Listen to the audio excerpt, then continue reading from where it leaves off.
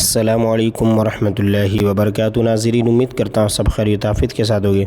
آئیے انشاءاللہ عز و جل آج کی اس ویڈیو میں اردو کتاب سیرت مصطفیٰ صلی اللہ تعالی وسلم کا پارٹ نمبر 11 پڑھیں گے، اور اس سے پہلے پارٹ نمبر 10 دیکھنا ضروری ہے کیونکہ اس کا تعلق بہت گہرا ہے۔ پارٹ نمبر 10 سے یہ ٹاپک شروع ہوا اور ابھی اس ٹاپک میں جو ہے بہت ساری چیزیں باقی ہے، تو آپ اسے ضرور سنیں 10 نمبر کو، ہے نا، پارٹ نمبر، اور پارٹ نمبر 11 کو بھی، تاکہ آپ کا یہ جو نظریہ ہے وہ پورا کلیئر ہو جائے، ٹھیک ہے۔ چونکہ بات چل رہی تھی نبی کریم صلی اللہ علیہ وسلم کے والدین کے ایمان کے بارے میں، ٹھیک ہے، تو اس میں بہت ساری دلیلیں دی گئی، سمجھایا جا رہا ہے۔ اب دیکھا آگے اور بھی ہے کہ یہ بھی ذکر کیا گیا ہے کہ حضور علیہ الصلوۃ والسلام اپنے ماں باپ رضی اللہ تعالیٰ عنہما کی قبروں کے پاس روئے اور ایک خشک درخت یعنی سوکھا ہوا درخت، ٹھیک ہے، زمین میں بو دیا اور فرمایا کہ اگر یہ درخت ہرا ہو گیا تو یہ اس بات کی علامت ہوگی، یعنی نشانی ہوگی کہ ان دونوں کا ایمان لانا ممکن ہے، یعنی حضور کے ماں باپ کا۔ چنانچہ وہ درخت ہرا ہو گیا، پھر حضور علیہ الصلوۃ والسلام کی دعا کی برکت سے وہ دونوں اپنی اپنی قبروں سے نکل کر اسلام لائے اور پھر اپنی اپنی قبروں میں تشریف لے گئے، ٹھیک ہے۔ اسی طرح آگے دیکھیے، اور ان دونوں کا زندہ ہونا اور ایمان لانا نہ عقلاً محال ہے نہ شرعاً، یعنی نہ شریعت کے حساب سے امپاسبل ہے اور نہ ہی جو ہے عقل کے حساب سے، یعنی امپاسبل نہیں ہے، پاسبل ہے، کیونکہ قرآن شریف سے ثابت ہے کہ بنی اسرائیل کے مقتول نے زندہ ہو کر اپنے قاتل کا نام بتا دیا، ہے نا، یعنی بنی اسرائیل کا جو مقتول تھا جس کو قتل کیا گیا تھا وہ زندہ ہوا اور اس نے اپنے قتل کرنے یعنی اپنے مارنے والے کا نام بتایا۔ اسی طرح حضرت عیسیٰ علیہ السلام کے دست مبارک یعنی ہاتھ مبارک سے بھی چند مردے زندہ ہوئے۔ جب یہ سب باتیں ثابت ہے تو حضور صلی اللہ تعالی وسلم کے والدین رضی اللہ تعالیٰ عنہما کے زندہ ہو کر ایمان لانے میں بھلا کون سی چیز مانع ہو سکتی ہے، ٹھیک ہے۔ اور جس حدیث میں یہ آیا ہے کہ میں نے اپنی والدہ کے لیے دعائے مغفرت کی اجازت طلب کی تو مجھے اس کی اجازت نہیں دی گئی، یہ حدیث حضور علیہ الصلوۃ والسلام کے والدین رضی اللہ تعالیٰ عنہ کے زندہ ہو کر ایمان لانے سے بہت پہلے کی ہے نا، کیونکہ حضور صلی اللہ تعالی وسلم کے والدین رضی اللہ تعالی عنہما کا زندہ ہو کر ایمان لانا یہ حجۃ الوداع یعنی آخری حجۃ الوداع بھی کہتے ہیں،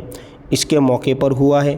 جو حضور صلی اللہ علیہ وسلم کے وصال سے چند ہی ماہ یعنی کچھ مہینے پہلے کا واقعہ ہے، اور حضور صلی اللہ تعالی وسلم کے مراتب و درجات یعنی مرتبے اور درجے ہمیشہ بڑھتے ہی رہے، تو ہو سکتا ہے کہ پہلے حضور صلی اللہ تعالی علیہ وسلم کو خداوند تعالیٰ نے یہ شرف نہیں عطا فرمایا تھا کہ آپ صلی اللہ تعالی وسلم کے والدین رضی اللہ تعالیٰ عنہما مسلمان ہوں، مگر بعد میں اس فضل و شرف سے بھی آپ صلی اللہ تعالی وسلم کو سرفراز فرما دیا کہ آپ کے والدین رضی اللہ تعالی عنہما کو صاحب ایمان بنا دیا،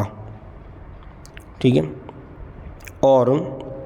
قاضی امام ابو بکر ابن العربی مالکی سے یہ سوال کیا گیا کہ ایک شخص یہ کہتا ہے کہ حضور صلی اللہ علیہ وسلم کے آباء و اجداد جہنم میں ہیں، تو آپ نے فرمایا یہ شخص ملعون ہے، کیونکہ اللہ تعالیٰ نے قرآن مجید میں ارشاد فرمایا ہے، دیکھیں کیا ہے قرآن میں،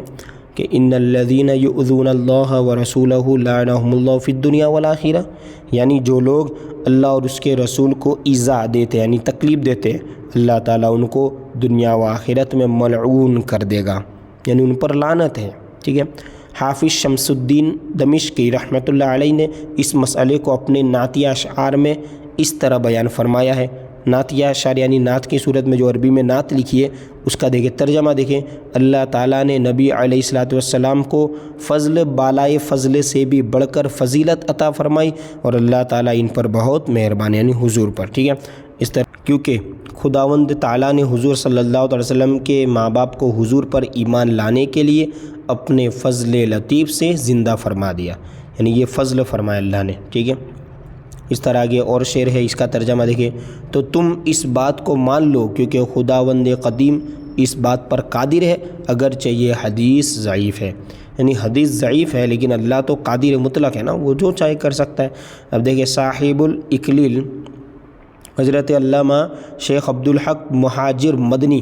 قدس سرہ الغنی نے تحریر فرمانے لکھا کہ علامہ ابن حجر حیتمی نے مشکات کی شرح میں فرمایا کہ حضور صلی اللہ تعالی وسلم کے والدین رضی اللہ تعالیٰ عنہما کو اللہ تعالیٰ نے زندہ فرمایا یہاں تک کہ وہ دونوں ایمان لائے،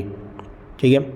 اور پھر وفات پا گئے۔ یہ حدیث صحیح ہے، اور جن محدثین نے اس حدیث کو صحیح بتایا ہے ان میں سے امام قرطبی اور شام کے حافظ الحدیث ابن ناصر الدین بھی ہے، اور اس میں طعن کرنا بے محل اور بے جا ہے، یعنی یہ کوئی جگہ ہی نہیں ہے طعن کرنے کی، بے محل اور بے جا ہے، بیکار ہے، ٹھیک ہے، کیونکہ کرامات اور خصوصیات کی شان ہی یہ ہے کہ وہ قواعد اور عادات کے خلاف ہوا کرتی ہے،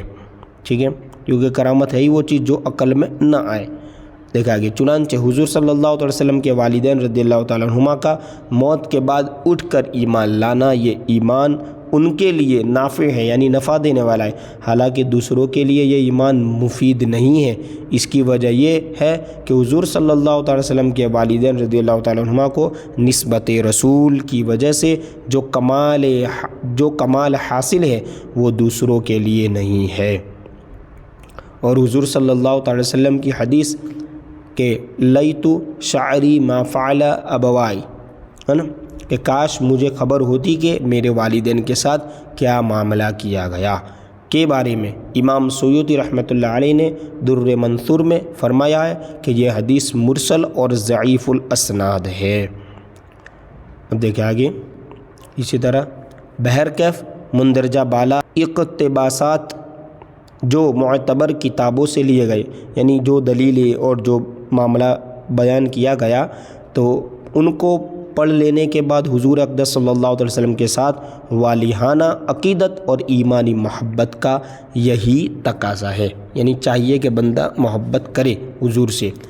کہ حضور صلی اللہ علیہ وسلم کے والدین رضی اللہ تعالیٰ عنہما اور تمام آبا و اجداد بلکہ تمام رشتہ داروں کے ساتھ ادب و احترام کا التزام رکھا جائے، بجز ان رشتہ داروں کے، یعنی ان رشتہ داروں کے علاوہ ہی محبت رکھنی ہے کہ جن کا کافر اور جہنمی ہونا قرآن و حدیث سے یقینی طور پر ثابت ہے، جیسے ابو لہب اور اس کی بیوی حمالۃ الحطب۔ باقی تمام قرابت والوں کا ادب ملحوظ خاطر رکھنا لازم ہے، کیونکہ جن لوگوں کو حضور صلی اللہ تعالی وسلم نے نسبت قرابت حاصل ہے ان کی بے ادبی و گستاخی یقیناً حضور علیہ السلام کی ایذا رسانی کا باعث ہوگا، یعنی ایذا پہنچانے کا ذریعہ ہوگا۔ اور آپ قرآن کا فرمان پڑھ چکے کہ جو لوگ اللہ عز و جل اور اس کے رسول صلی اللہ علیہ وسلم کو ایذا دیتے ہیں وہ دنیا و آخرت میں ملعون ہے، ملعون یعنی ان پر لعنت ہے۔ اسی طرح اس مسئلے میں اعلیٰ حضرت مولانا شاہ احمد رضا خان صاحب قبلہ بریلوی رحمۃ اللہ علیہ کا ایک محققانہ رسالہ بھی ہے، یعنی تحقیق کیا ہوا رسالہ بھی ہے، جس کا نام